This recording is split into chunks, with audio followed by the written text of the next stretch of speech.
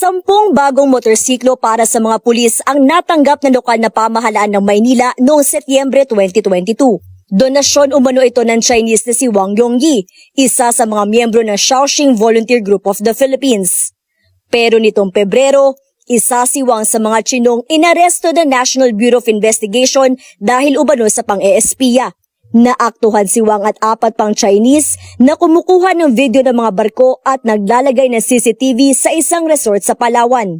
Paliwanag ng Manila LGU, dumaan sa tamang proseso ang donasyon ng mga motorsiklo. Rehistrado rin umano ang mga sasakyan sa Land Transportation Office. Noong turnover ceremony lang din umano nagkita sina Wang at Manila Mayor Honey Lacuna. Wala rin anila sila natanggap na perang donasyon mula sa nasabing grupo. Nauna nang sinabi ng NBI na posibleng frontline ng mga sospek ang naturang organisasyon. Yung mga tao na yun ay sleepers. Ika nga, tatayo sila ng civic organization kuno or yung iba nagkasawa na dito para ma-justify nila ang stay nila sa Philippines.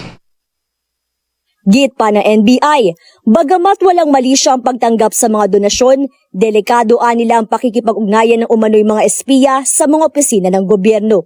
Naniniwala rin silang marami pang ibang LGU ang nakasalamuha nila.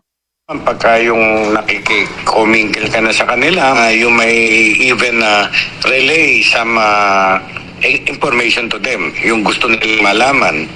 Ganon, binibefriend nila ang mga tao. I mean, that is their scheme. Yun ang style nila para maka-come out sila openly sa community and mingle with our officials. Payo naman ng Malacanang sa mga LGU, maging maingat sa pagtanggap ng donasyon. Wala pong masama kung tatanggap tayo ng donasyon if it is done in good faith.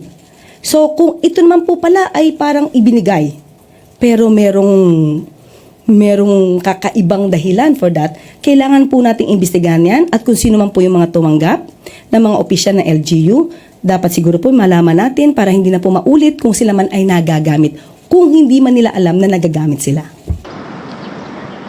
Bukod sa mga LGU, nakatanggap din umano ng mga donasyon ng ilang pulis. Pinaiimbestigahan na rin ito ng palasyo. Makikipagtulungan naman ng NBI sa Armed Forces of the Philippines at PNP Criminal Investigation and Detection Group sa isasagawang investigasyon. Karen de Guzman, ABS-CBN News. Ang kakapal na mukha nyo. Ginang-ina mo!